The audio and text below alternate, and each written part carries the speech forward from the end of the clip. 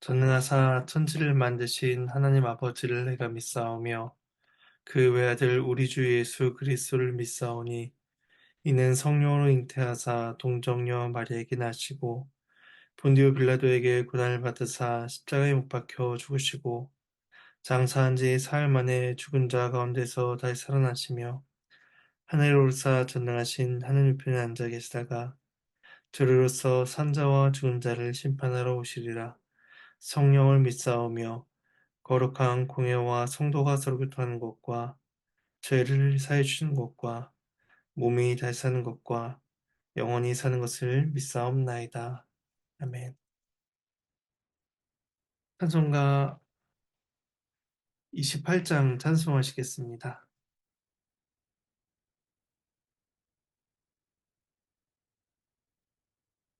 28장 1절과 2절을 찬송하시겠습니다. 찬송하시겠습니다. 복의 근원 강림하사 찬송하게 하소서. 한량 없이 자비하심 증량할 길 없도다. 천사들의 찬송가를 내게 가르치소서. 구속하신 그 사랑을 항상 찬송합니다. 주의 크신 도움 받아 이때까지 왔으니 이와 같이 천국에도 이르기를 바라네. 하나님의 품을 떠나 죄에 빠진 우리를 예수 구원하시려고 보혈을 흘려주셨네.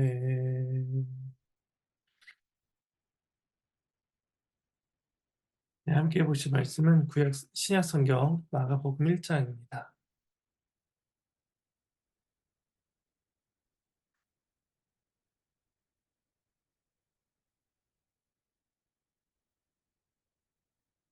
신약 성경 마가복음 1장 1절에서 11절까지입니다. 네, 제가 말씀을 봉독하도록 하겠습니다. 하나님의 아들 예수 그리스도의 복음의 시작이라. 선지자 이사야의 글에 보라 내가 내 사자를 내 앞에 보내노니 그가 내 길을 준비하리라. 광야에 외친 자의 소리가 있어 이르되 너희는 주의 길을 준비하라. 그의 길을 오실 길을 곧게 하라. 기록된 것과 같이 세례 요한이 광야에 이르러 죄사함을 받게 하는 회개의 세례를 전파하니 온 유대 지방과 예루살렘 사람이 다 나아가 자기 죄를 자복하고 요단강에서 그에게 세례를 받더라. 요한은 낙타털 옷을 입고 허리에 가죽띠를 띠고 메뚜기와 석청을 먹더라. 그가 전파에 이르되 나보다 능력 많으신 이가 내 뒤에 오시나니 나는 굽혀 그의 신발끈을 풀기도 감당하지 못하겠노라. 난 너에게 물로 세를 베풀거니와 그는 너에게 성령으로 세를 베푸시리라. 그때 예수께서 갈릴리 나사렛으로부터 와서 요단강에서 요한에게 세를 받으시고 곧 물에서 올라오실새 하늘이 갈라짐과 성령이 비둘기같이 자기에게 내려오심을 보시더니 하늘로부터 소리가 나기를 너는 내 사랑하는 아들이라 내가 너를 기뻐하노라 하시니라. 하나님의 말씀입니다. 하나님께 감사합니다. 네, 오늘부터 이제 3월 말까지 마가복음 본문이 진행됩니다. 마가복음 총 16장으로 구성되며 1장에서 9장까지는 예수님의 갈릴리 사역을 중심으로 기록되어 있습니다. 그리고 10장은 갈릴리에서 예루살렘으로 가는 여정과 순환 예고가 나타나고 있으며 11장부터 마지막 16장까지는 예루살렘에서 있었던 예수님의 사역을 다루고 있습니다. 그래서 전반부는 1장부터 10장 정도까지의 전반부는 예수님의 갈릴리 사역을 중심으로 그리스도의 신적 권능을 증거하는 일에 대해서 설명하고 있다면, 후반부인 10장 이후의 내용은 그리스도의 십자가 사역을 통한 구속 사역의 성취에 대해서 증거하고 있다라고 말할 수가 있을 것입니다. 그 중에 오늘 본문은 세례 요한과 그리스도에 대해서 소개를 하고 있습니다. 본문 두 부분으로 나눠볼 수가 있습니다. 먼저 1절에서 8절은 그리스도에 대한 세례 요한의 증거에 대해서 말씀하고 있으며, 9절에서 11절은 그리스도의 세례 받으심에 대해서 말씀하고 있습니다. 먼저 1절 말씀입니다. 1절 말씀해 보시면 하나님의 아들 예수 그리스도의 복음의 시작이라 말씀을 시작합니다. 학자들에 의하면 신의 아들, 복음, 이러한 단어는 당시 초대교회 때의 로마 황제와 밀접한 연관 있는 표현이라고 보고 있습니다. 당시 황제는 신의 아들이다라고 가르쳐졌으며, 황제의 즉위, 생일, 승정과 입성 등을 가리켜서 기쁜 소식이다라고, 복음이다라고 표현했다는 것입니다. 그렇다면 마가복음 1장 1절은 로마 세계에 상당한 충격을 주는 선언이다라고 볼 수가 있을 것입니다. 로마 황제가 신이자 복음으로 이해되는 세상에 그리스도 예수가 하나님의 아들로서 기쁜 소식을 전해준다라고 말씀하고 있기 때문입니다. 마가는 기쁜 소식이 무엇인지 구약 예언을 통해서 설명하기 시작합니다. 그것이 2절과 3절 말씀인데 제가 다시 한번 봉독하겠습니다. 선지자 이사야의 글에 보라 내가 내 사자를 내 앞에 보내노니 그가 내 길을 준비하리라. 광야에 외친 자의 소리가 있어 이르되 너희는 주의 길을 준비하라 그의 오실 길을 곧게 하라 기록된 것과 같이. 2절의 표현을 봤을 때에 이사야의 글만 인용하고 있는 것처럼 보이지만, 2절은 출애굽기 23장 20절과 말라기 3장 1절의 내용을 혼합해서 인용하고 있습니다. 그리고 3절은 이사야 40장 3절의 내용을 인용하고 있습니다. 여기서는 마가는 대표적으로 이사야의 글만 인용하는 것처럼 이제 표현하고 있는 것입니다. 세례 요한은 하나님의 사자로 보냄을 받은 사람이었습니다. 그는 메시아의 오심을 위해서 어떠한 특별한 능력을 행사한 것이 아니라 단지 메시아가 오신다라는 소식을 전하여 사람들로 하여금 그것을 알게 하고 준비하게 하는 데에 그 역할이 있었습니다. 그래서 2절에서의 강조점은 너의 길을 준비할 내 사자, 세례 요한에게 있지 않고 너의 앞, 너의 길, 즉 예수 그리스도에게 초점이 맞춰져 있음을 우리는 생각해 볼 수가 있습니다.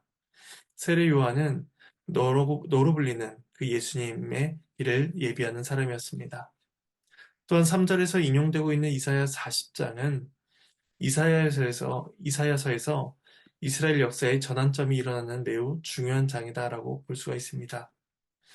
이스라엘의 모든 노역의 때가 끝나고 하나님께서는 자기 백성을 위로하기 위해 새 일을 시작하실 것이며, 모든 육체가 그 영광을 보게 될 것임을 이사야 40장은 예언하고 있습니다.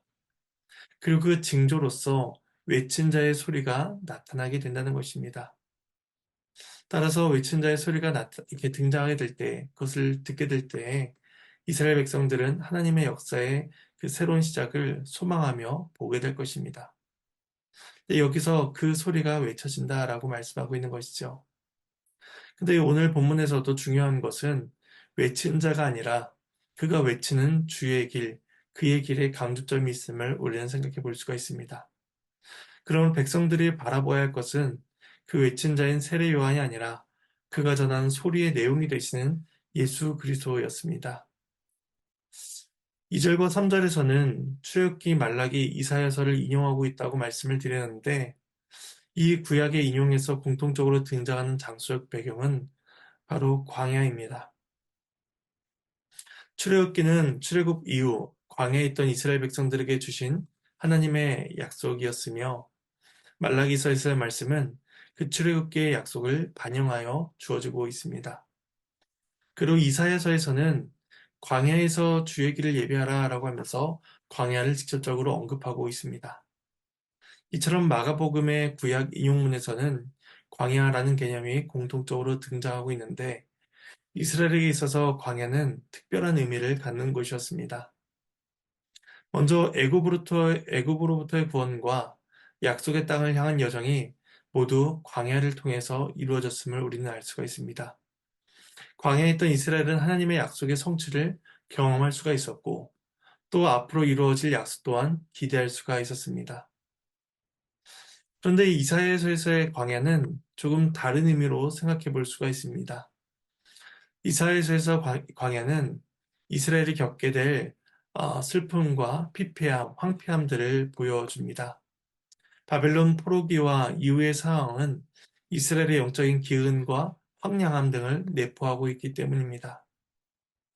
이런 점을 생각할 때에 광야는 피폐하며 구원의 소망이 없는 것이지만 동시에 하나님의 약속을 소망할 수 있는 곳이다라고 말할 수가 있습니다.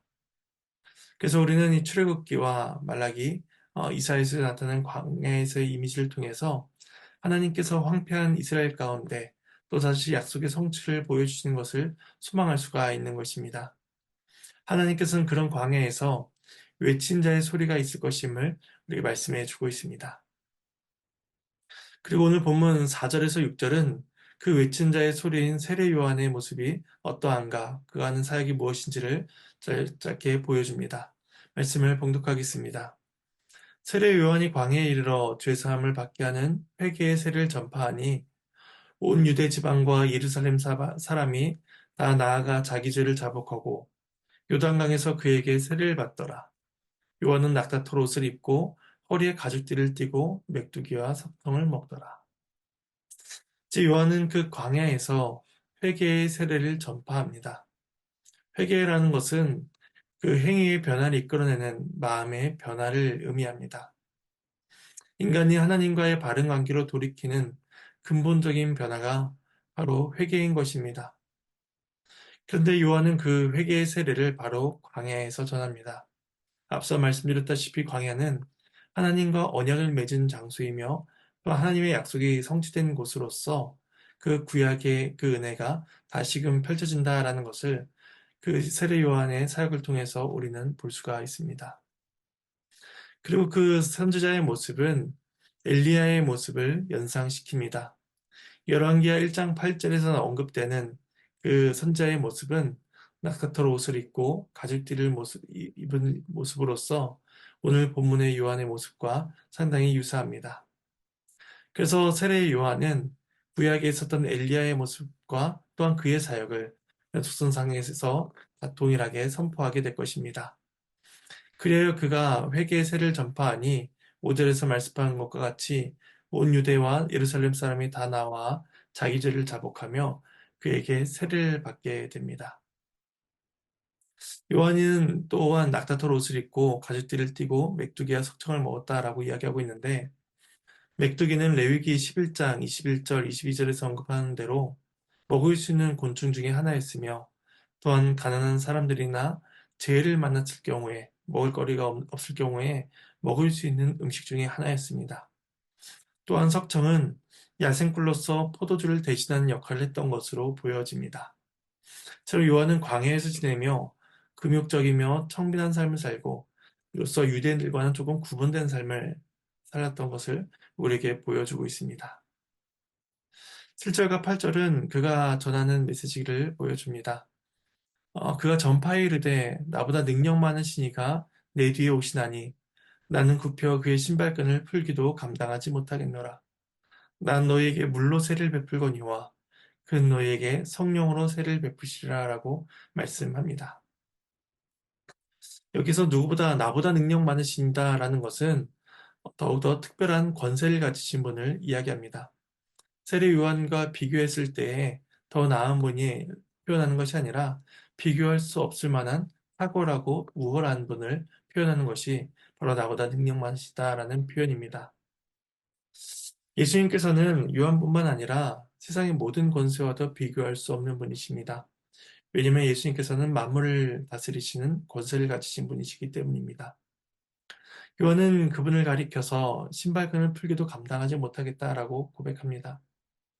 당시 신발끈을 푸는 것은 종이 하는 역할 중에 하나였습니다. 가장 비천한 자들 중에 하나가 하는 일이 바로 주인의 신발끈을 푸는 것이죠. 당시 유대 사상 중에는 신발끈을 푸는 일들은 웬만한 비천한 일이 아니고서는 비천한 사람이 아니고서 할 수 없다라는 그러한 속담도 있다라고 합니다. 요한은 자신이 메시아에 대해서 할 수 있는 일이 그렇게 자격이 없는 자, 가장 비천한 자가 해야 되는 일 중에 하나로서 그것이 자신이 해야 되는 일이다라고 표현하고 있음을 보게 됩니다. 그리고 그 요한은 자신은 물로 세를 베풀거니와 예수님께서는 성령으로 세를 베푼다라고 표현합니다. 요한의 물세례는 세례받는 자들로 하여금 회개하는 세례, 그것을 예수님께서 베푸신 세례를 준비하는 세례를 행하는 것이었다면 예수님께서 베푸신 세례는 성령으로 부어주는 세례였습니다. 그래요 세례를 받는 이로 하여금 새 생명을 얻고 새로운 삶을 살게 하는 것, 그것이 요한과 예수님의 세례의 차이였습니다. 요한은 물로써 세를 베풀며 백성들의 마음을 준비시키지만 예수님께서는 그 마음을 정결케 하여 새로운 삶을 살게 해주신 분이셨습니다. 그리고 9절과 11절은 예수님께서 나오셔서 세를 받으시는 장면을 보여줍니다. 말씀을 봉독해 보겠습니다. 그때 예수께서 갈릴리 나사렛부터 와서 요단강에서 요한에게 세를 받으시고 곧 물에서 올라오실새 하늘의 갈라짐과 성리의 비둘기같이 자기에게 내려오시는 보시더니 하늘로부터 소리가 나기를 너는 내 사랑하는 아들이라 내가 너를 기뻐하노라 하시니라 말씀합니다. 예수님께서 세를 받으시기 위해 요단강에 들어가셨습니다. 예수님은 죄인이 아니시기 때문에 그 회개의 세를 받으실 이유가 없으셨습니다. 그런데 예수님은 사람들과 함께 요단강에 오셔서 요한에게 그 회개의 세례를 받으십니다. 이로써 예수님께서는 자신이 구원할 죄인들과 예수님 자신을 동일시하십니다. 그리고 예수님께서 그 회개의 세례를 받으시고 물에서 올라오실 때에 놀라운 일이 일어나게 됩니다. 예수님께서 올라오시자 하늘에서 성령께서 위로부터 내려오시게 됩니다. 이로써 이러한 모습은 메시아로서 예수님의 사역의 본질을 가늠하게 해줍니다. 죄가 없으신 예수님의 사역은 성령이 충만한 사역이었던 것입니다. 그리고 하늘로부터 소리가 나서 말씀하시기를 너 내 사랑하는 아들이라 내가 너를 기뻐하노라 라고 말씀하시며 그 음성이 들림으로써 모든 사람들에게 예수 그리스도께서 어떤 분이신가를 보여주고 있습니다. 로마 황제의 등극과 승전 소식이 복음이요 기쁜 소식인 그 세상 속에서 예수님의 등장은 진정한 복음이 무엇인지 또한 하나님의 아들이신 예수 그리스도께서 행하신 사역이 무엇인지를 오늘 말씀을 통해서 소개해 주고 있습니다. 그래서 예수님께서는 우리에게 오셔서 성령으로 세를 베푸시며 우리에게 하나님의 아들로서 우리에게 나타나심을 보여주고 있습니다. 이제 말씀을 정리하도록 하겠습니다. 예수님께서 하나님의 아들로서 우리에게 오셨습니다. 우리가 감히 상상할 수 없는 그 일이 우리에게 이루어졌으며 하나님의 아들이 우리에게 오심으로 인해서 우리의 모든 죄사함을 이루어 주셨습니다. 우리가 받은 죄사함의 은혜가 얼마나 큰 것인지 또 그 일을 위해서 오신 그 하나님의 아들의 오심이 얼마나 큰 역사인지를 생각하며 하나님의 은혜에 감사하며 살아가는 저와 여러분이 되기를 간절히 소망합니다. 제가 잠시 기도하도록 하겠습니다. 하나님의 은혜에 감사를 드립니다. 죄 많은 우리들을 위해서 하나님의 아들이신 예수 그리스도께서 오셔서 우리의 죄를 용서해 주시고 또 그 죄를 용서해 주시기 위해서 십자가에서 고난받으신 그 모든 사역들을 생각해 볼 때에 하나님의 은혜에 대한 큰 감사를 올려드립니다. 그리스도의 사역을 늘 묵상하게 하시고 우리를 향하신 그 사랑을 늘 감사하게 하여 주시옵소서. 감사를 드리옵고 이 모든 말씀 예수님의 이름으로 기도합니다. 아멘. 주님께서 가르치신 기도로 마치겠습니다. 하늘에 계신 우리 아버지여 이름이 거룩히 여김을 받으시오며 나라가 임하시오며 뜻이 하늘에서 이루어진 것 같이 땅에서도 이루어지리이다. 오늘 우리에게 일용할 양식을 주시옵고 우리가 우리에게 죄진 자를 사하여 준 것 같이 우리의 죄를 사하여 주시옵고 우리를 시험에 들게 하지 마시옵고 다만 악에서 구하시옵소서. 나라와 권세와 영광이 아버지께 영원히 쌓옵나이다.